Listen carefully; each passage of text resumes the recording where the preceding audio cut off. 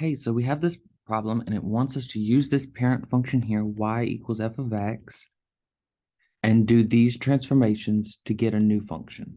All right. So I'm going to break up this y equals stuff over here into parts. So there's this -3. There's a plus right here in front of the x, which means I'm not really going to flip anything. There's no negative. If there was a negative, that would mean I would flip stuff across the x-axis. But since it's positive, that means we don't flip anything across the x-axis. But there's this -3 here and this minus x. So this is my first thing, this is my second thing, and this is my third thing. There's only 3 parts to this problem. This first one, this -3, tells me take all of my points and move them down 3 units. So I'm going to have something like this. All right. Boom, that one's done. This second part, this -3, tells me to take all of my points and shift them to the right 3 units.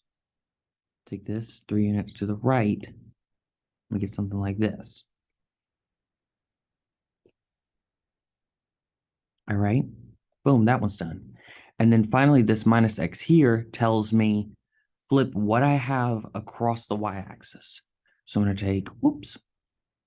Oop. Give me just a second. I'm going to try and get it back to where it needs to be, if I can.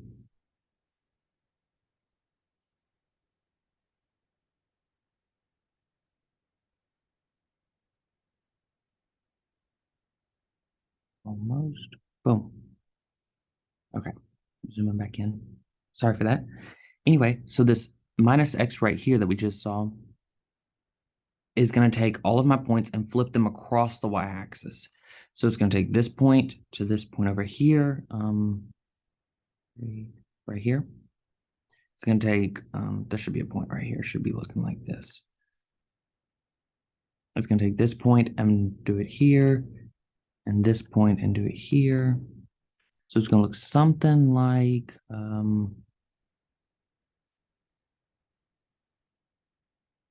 something like this. My drawing is not the best in the world. If you plug it in Desmos, it'll probably look a lot better, but I'm trying to. So it'll look something like this.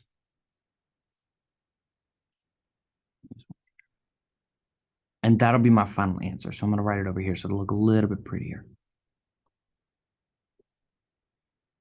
Something like that. All right. So that's done. And then that'll be my final answer.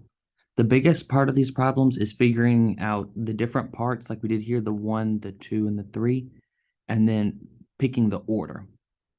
And to do the order, you're going to try and do the most outside stuff and work your way inside. So this -3 was the first thing on the outside.